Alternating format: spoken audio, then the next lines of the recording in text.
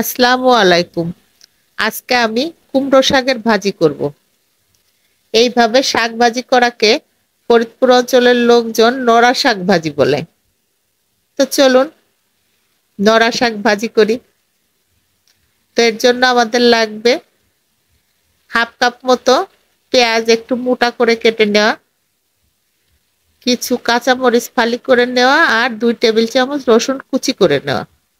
তো প্রথমে একটি প্যানের মধ্যে আমি শাকগুলো দিয়ে দিব, আর দিব আমি স্বাদ মতো লবণ। লবণ দিয়ে আমি একটু নেড়ে চেড়ে ঢাকনা দিয়ে ঢেকে দিব, যাতে কুমড়া শাকের ডাঁটাগুলো সুন্দরভাবে সেদ্ধ হয়ে যায়।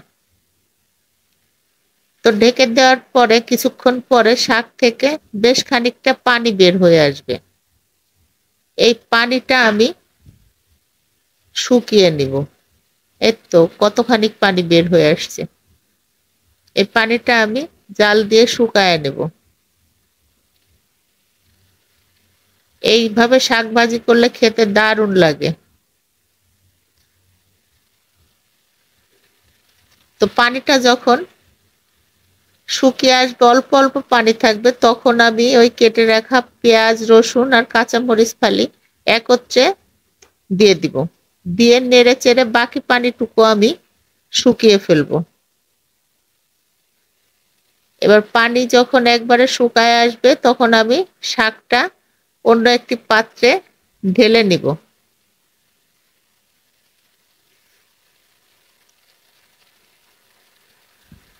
এবার আমি এই পাত্রের মধ্যেই পরিমাণ মতো তেল দিব, আর দিব কয়েকটা শুকনা মরিচ ভেঙে। তো শুকনা মরিচটা যখন লাল হয়ে আসবে তখন আমি ওই শাকটা ছেড়ে দিব, দিয়ে নেড়ে চেড়ে নামিয়ে ফেলবো। খুব সহজেই রান্না করা যায়।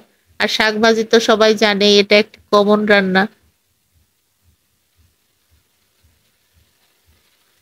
তো এই তো আমার শাক ভাজি রেডি। এইভাবে মোটা মোটা করে পেঁয়াজ কেটে লাস্টে পেঁয়াজ অ্যাড করার কারণ হলো পেঁয়াজগুলো যাতে পুরোপুরি সিদ্ধ না হয়, একটু কচকচা থাকে।